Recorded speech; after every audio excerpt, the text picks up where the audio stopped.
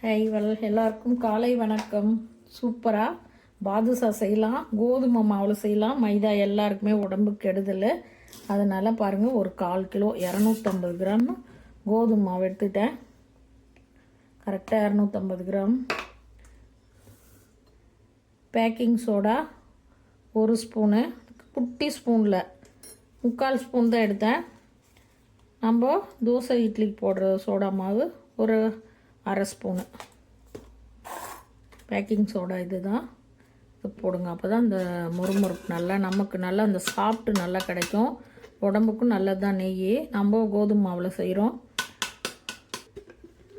இந்த ஸ்பூனில் 2 ஸ்பூன் நெய் போட்டாச்சு. தயிர் பாருங்கள், அப்படியே கெட்டி தயிர். ஒரு சின்ன கப்பில் 1/2 கப்பு தயிர். இதை இப்போ நம்ம நல்லா கலக்கிக்கலாம். நல்லா ஸ்பூனில் நல்லா கலக்கிக்கோங்க. இது 2 தயிரும் நெய்யும் நல்லா கலக்கலாம்.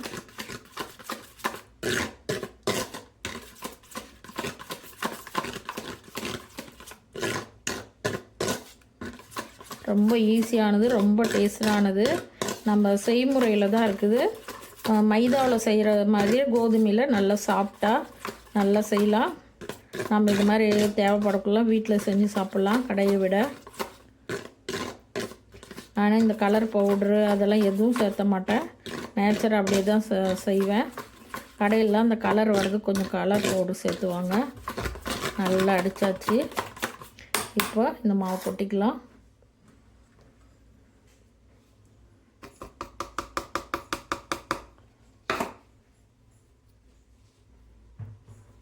எப்பயுமே சொல்லியிருப்பேன், இனிப்புக்கு கொஞ்சம் சால்ட்டு போடணும். சும்மா ஒரே ஒரு சிட்டிகை உப்பு போட்டு ஃபஸ்ட்டு நல்லா பிணைஞ்சிடுங்க. தண்ணியெல்லாம் ஊற்றாதீங்க, அதுக்கப்புறம் தான் தண்ணி ஊற்றணும். இதை நல்லா பிணைஞ்சிட்டிங்கன்னா நல்லா கலக்கிக்கோங்க. ரொம்ப ஈஸி மெத்தேடு, ரொம்ப டேஸ்ட்டாக இருக்கும். ஒன்று சாப்பிட்டாலும் ரொம்ப நல்லாயிருக்கும். வீட்டில் இருக்கிறது வச்சு ஈஸி, செலவு கூட நிறைய கிடையாது. எல்லா வீட்லையுமே இப்போ நெய் இருக்குது. தயிர் இல்லாத வீடே கிடையாது, சர்க்கரை இல்லாத வீடு கிடையாது. பேக்கிங் சோடா மாவு இல்லைன்னா நிறைய வீட்டில் இருக்காது. இல்லைன்னா நீங்கள் நம்ம டிஃபனுக்கு போடுற மாவே சோடா மாவே சின்ன குட்டி ஸ்பூனில் 1 ஸ்பூனாக போட்டுக்கோங்க. நம்ம இப்போ 1/2 ஸ்பூன் போட்டோம்ல, பேக்கிங் சோடா இல்லைன்னு வச்சுக்கோங்க. நீங்கள் நம்ம டிஃபனுக்கு தோசை இட்லிக்கு போடுறதே 1 ஸ்பூனாக போட்டுக்கலாம். சின்ன ஸ்பூனில் போடுங்க. தயிர், நெய், பேக்கிங் சோடா ஒரு சின்ன ஸ்பூனில் 1 ஸ்பூனு, நம்ம டிஃபன் சோடா மாவு 1/2 ஸ்பூனு, உப்பு ஒரே ஒரு சிட்டிகை எல்லாம் போட்டு நல்லா கலக்கிக்கணும். தயிரையும் நெய்யும் ஃபஸ்ட்டு நல்லா கலக்கிட்டு அதுக்கப்புறம் மாவை கொட்டி நல்லா கலக்கி அப்படி நல்லா கலக்கியாச்சு. எல்லாமே பாருங்கள், இப்படி பிடிச்சா வரணும். இப்படி பிடிக்குள்ளே உதிராத வரணும். இப்போது நம்ம லேசாக தண்ணி ஊற்றி, ரொம்ப கொலன்னு பண்ணியாதுங்க. சப்பாத்தி மாவு நம்ம எப்படி பண்ணுவோமோ அதே லெவலில் தான். ரொம்ப அழுத்தி ரொம்ப அடிச்செல்லாம் பண்ணியாதீங்க. சப்பாத்தி மாவு பண்ணிடுற அளவுக்கு தான் பணிஞ்சிக்கணும். நல்லா மாவு பணிஞ்சாச்சு பாருங்கள். ரொம்ப அழுத்தி பிணையாதீங்க, ஓரளவுக்கு பணிஞ்சிக்கோங்க. இந்த அளவுக்கு நம்ம சப்பாத்தி மாவு மாதிரியே தான் பிணைஞ்சு இப்படி தட்டி இது ஒரு 10 நிமிஷம் வச்சுருங்க. அப்படியே மூடி நல்லா மூடி வச்சிடலாம். இதை இப்படி போட்டு மூடி இது ஒரு ஓரமாக எடுத்து வச்சிடலாம். அப்படி ஓரத்தில் வச்சுட்டு இப்போ அடுத்தது பாவு காய்ச்சிக்கலாம். அடுத்தது அது மாவு பிணைஞ்சி ஒரு 10 நிமிஷம், ஒரு 1/4 மணி நேரம் 1/2 மணி நேரம் கூட விடுங்க. 1 கப்பு மாவு எடுத்தோம், 1/2 கப்பு சர்க்கரை எடுத்துக்கலாம். இது இனிப்பு நல்லா இருந்தால் தான் பாதுஷா சூப்பராக இருக்கும். இந்த சர்க்கரை முழுகிற அளவு தண்ணி ஊற்றிக்கலாம்.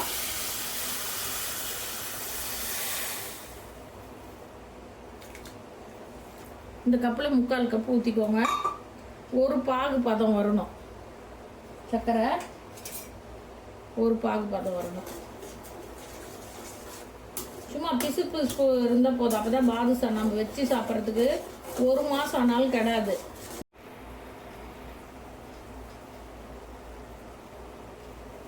இந்த அளவுக்கு பாவு பதம் இருக்கணும். தொட்டால் ஒரு பதம் பாவு அப்படி ஊற்றினாவே தெரியும் பாவு பதம். அப்படியே அப்படியே விடாத பாவு வரும். வந்துச்சுங்களா? தொட்டு பார்ப்போம்.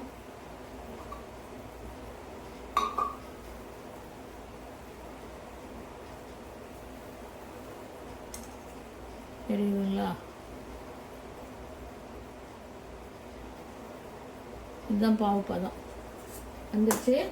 இப்போ இது வந்து கெட்டியாவாது இருக்க, நம்ம போட்டு எடுக்கிற வரைக்கும் கெட்டியாவாது இருக்கிறதுக்கு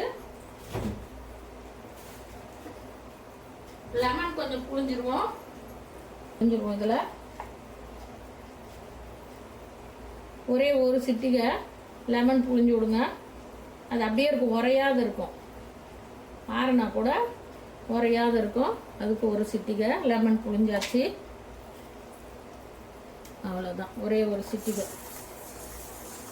இதை இப்போ நம்ம எடுத்துடலாம். கரெக்டாக ஒரு பாவு பதம் வந்துருச்சு. இறக்கிடலாம். இதில் கொஞ்சம் குங்குமப்பூ போட்டுக்கலாம். அப்படியே ஒரு ஓரமாக வச்சிடலாம். வச்சுட்டு அது ஆறுனா கூட ஒன்றும் ஆகாது. நம்ம இப்போது எண்ணெய் வச்சுக்கலாம்.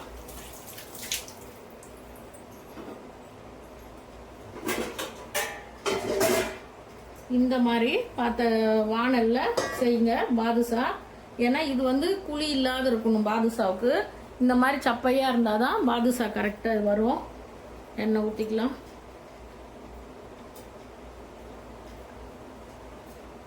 நான் கடலை எண்ணெய் ஊற்றிக்கிறேன். நீங்கள் எண்ணெய் என்னன்னாலும் ஊற்றிக்கோங்க.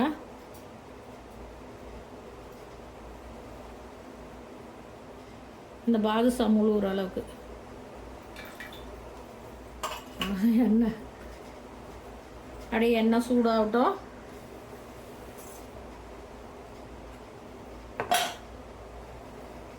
அப்படியே எண்ணெய் காயட்டும். இதே மாதிரி எல்லாத்தையும் வெடிப்பு இல்லாத பிடிச்சி வச்சுக்கலாம். புதுசாக பார்க்குறவங்களாம் சப்ஸ்கிரைப் பண்ணுங்கள், லைக் பண்ணுங்கள், கமெண்ட் பண்ணுங்கள். புதுசாக பார்க்குறவங்கெல்லாம் கட்டாயம் சப்ஸ்கிரைப் பண்ணிவிட்டு என் பெல் பட்டன் டச் பண்ணுங்கள். அப்போ தான் நான் போடுற வீடியோலாம் உங்கள் செல்லுக்கு உடனுக்குடன் வரும். இந்த வீடியோவை நீங்கள் ஈஸியாக பார்க்கலாம். வாங்க, எல்லாத்தையும் இதே மாதிரி உருண்டை பிடிக்கக்குள்ளே அழுத்தி பிடிக்காதீங்க. ஸ்லோவாக அப்படியே மெல்லிஸாக அது சன்னமாக பிடிச்சி தேய்க்காத வெடிப்பு இல்லாத பிடிச்சிக்கோங்க. இப்படி மாவு இந்த மாதிரி எடுத்து இப்படி அழுத்தாத பிடிங்க. அப்படி நல்லா கையில் உருட்டிக்கோங்க.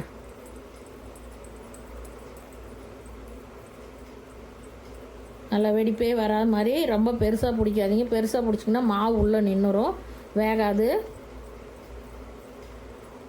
இது மாதிரி பிடிச்சிட்டு இப்படி உள்ள கையில் வச்சு இப்படி லேசாக அழுத்திக்கோங்க. அப்புறம் இப்படி ஒரு அழுத்திக்கோங்க. இப்படி ஒரு ஹோல்ஸ் இந்த விரலில் வச்சு போட்டுட்டு திரும்ப அதே விரலில் இப்படி திருப்பி ஒரு ஹோல்ஸ் போட்டு வச்சுக்கோங்க. நான் இது கொஞ்சம் பெருசாக போட்டேன். இந்த அளவு தான் கரெக்டாக இருக்குது. இதே மாதிரி எல்லாம் பிடிச்சிக்கலாம். வாங்க, எண்ணெய் காஞ்சிருச்சு பாருங்கள். எல்லாம் பிடிச்சி வச்சுருக்கேன். இப்போது எண்ணெயில் போட்டுக்கலாம். எண்ணெய் வந்து ரொம்ப காயக்கூடாது, மேலே செவந்துடும். உள்ளே வந்து இந்த மாதிரி தான் இருக்கணும். அப்படி போட்டால் லைட்டாக பபுள்ஸ் வரணும். நிறைய எண்ணெய் காயக்கூடாது. இது மிதமான அனல்லே தான் இந்த பாதுஷா வேகணும். அப்போ தான் உள்ளெல்லாம் நல்லா வெந்து நல்லா இருக்கும் சாப்பிட்றதுக்கு. அனல் அதிகமாக வச்சிடாதீங்க.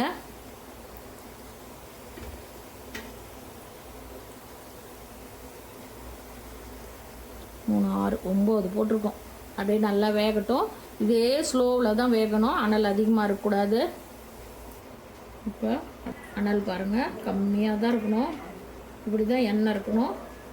எண்ணெயில் பப்புள்ஸ் மட்டும்தான் வரணும், கொதிக்கூடாது எண்ணெய்.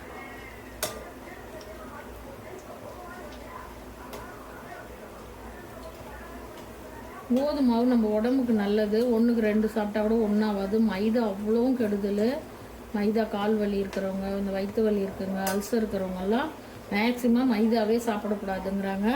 முடிஞ்ச அளவுக்கு மைதா சாப்பிடாதீங்க. அவ்வளோதான். டே ஸ்லோவில் இருக்கட்டும். இதை அப்படியே எடுத்து பாகில் போட்டுக்கலாம். வந்து பின்னாடி இவ்வளோதான் அனல். இந்த அளவுக்கு இருந்தால் போதும், எடுத்துடலாம்.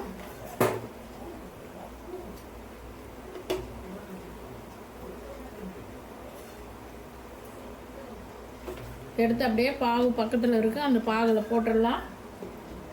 அப்போ தான் இந்த சூட்டுக்கு அப்படியே அந்த எசன்ஸ் எல்லாம் ஊறி நல்லாயிருக்கும். இந்த மாதிரி கலர் மாறாத இருக்கணும், அப்போ தான் நல்லாயிருக்கும்.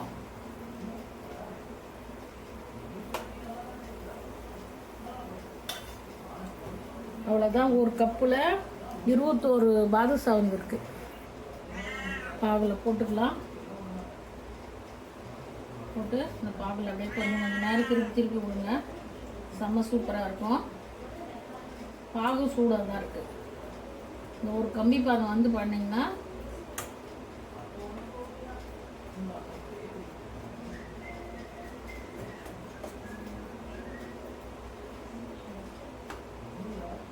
நல்லா ஊறட்டும். இது இந்த இதில் போட்டுடலாம். கொஞ்சம் ஒரு 5 நிமிஷம் அப்படியே ஊறட்டும். எல்லாம் அப்படியே அந்த பாகுலெல்லாம் ஒரு 5 நிமிஷம் ஊறுனா தான் நல்லாயிருக்கும். நீங்கள் உடனே போட்ட உடனே எடுக்காதீங்க, உள்ளே இருக்கிறது எசன்ஸ் இறங்காது. அதே மாதிரி நல்லா மொறுன்னு எடுத்துட்டிங்கனாலும் எசன்ஸ் விடாது. இது அப்படியே கொஞ்சம் நேரம் எல்லாமே ஊறட்டும். ஒரு 5 நிமிஷம் ஊறட்டும். அப்படியே மூடி வச்சுருவோம். அப்படியே திறந்து கூட வைங்க, ஒன்றும் பிரச்சனை இல்லை. சூப்பராக பாதுஷா ரெடி ஆயிடுச்சு. வாங்க ஒரு 5 நிமிஷம் அந்த பாகில் ஊறின பின்னாடி எடுத்து பார்ப்போம்.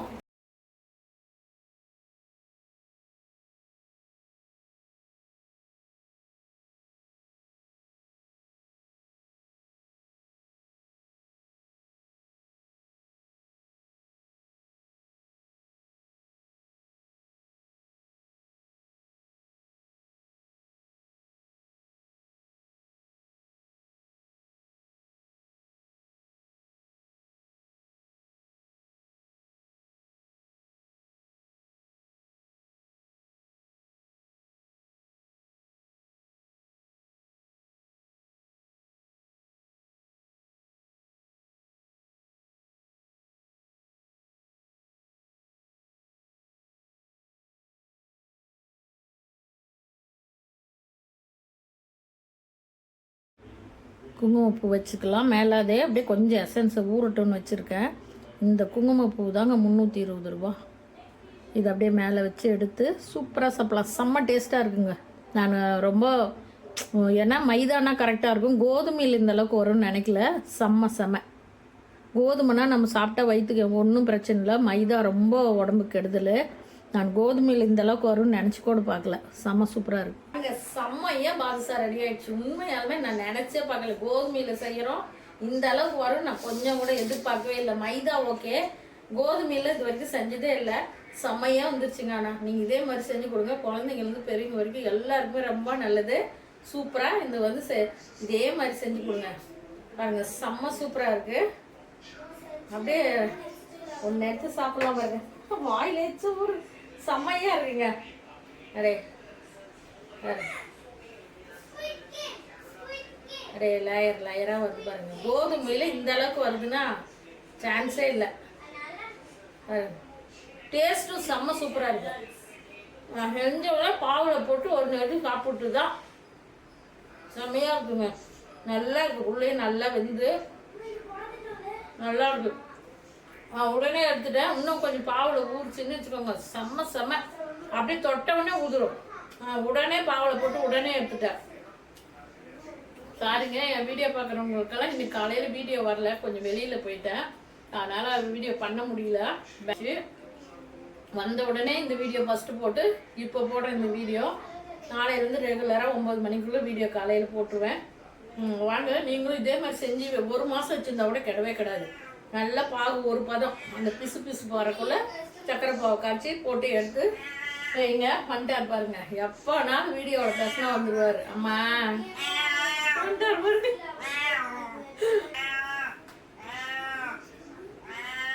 சூப்பராக பாதுஷா ரெடி ஆயிடுச்சு.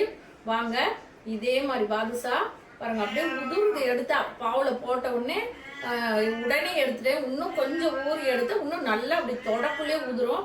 பாதுஷா இந்த அளவுக்கு வரும் நான் நினச்சி கூட பார்க்கல. கோதுமை மாவில் இது செய்முறை வந்து 2 பெரிய ஸ்பூனில் 2 ஸ்பூனு நெய், 1/2 கப்பு ஃப்ரெஷ்ஷு தயிர், அப்படியே கெட்டி தயிர் 2 ஸ்பூனு, 2 ஸ்பூன் நெய், 2 ஸ்பூன் தயிர் ஊற்றி நல்லா அடிச்சுட்டு கோதுமை மாவு 250 கிராம் கோதுமை மாவு கொட்டி நல்லா தண்ணி ஊற்றாத அந்த நெய், தயிர், இந்த கோதுமை மாவை நல்லா அதில் வந்து ஒரு சின்ன ஸ்பூனில் பேக்கிங் சோடா மாவு, ஒரு சின்ன ஸ்பூனில் ஒரு ஸ்பூனு, அரை ஸ்பூனு நம்ம இட்லி சோடா மாவு அரை ஸ்பூனு. நீங்கள் பேக்கிங் சோடா மாவு நிறைய வீட்டில் இருக்காது, இல்லைன்னா நீங்கள் வந்து நம்ம இட்லிக்கு போடுறதே ஒரு ஸ்பூனாக போட்டுக்கோங்க.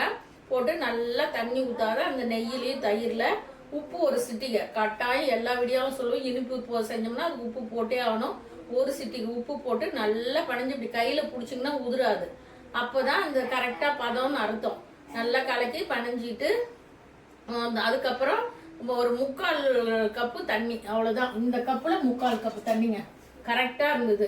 நீங்கள் ஒவ்வொரு மாவு தண்ணி இழுத்தாலுக்கும் கோதுமை நம்ம எப்படி சப்பாத்திக்கு பண்ணிடுறோமோ அதே சாப்பிட்டு தான். இன்னும் ஒரு 1/4 மணி நேரத்துக்கு மேலே நான் வச்சுட்டேன்.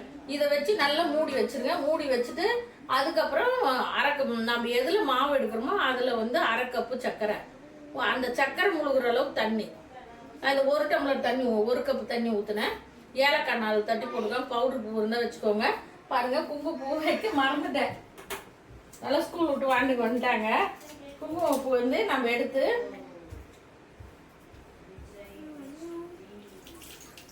சூப்பராக இருக்குது. இது மேலே நம்ம இறக்கி வச்சோடனே ஒன்று அந்த பாகுலேயே குங்குமப்பூ போட்டுக்கணும், இல்லைன்னா இப்படி மேலே வச்சுக்கலாம். பாதாம் நுணுக்கி வச்சுருக்கேன், குங்குமப்பூ, முந்திரி கூட நுணுக்கி வச்சுக்கலாம்.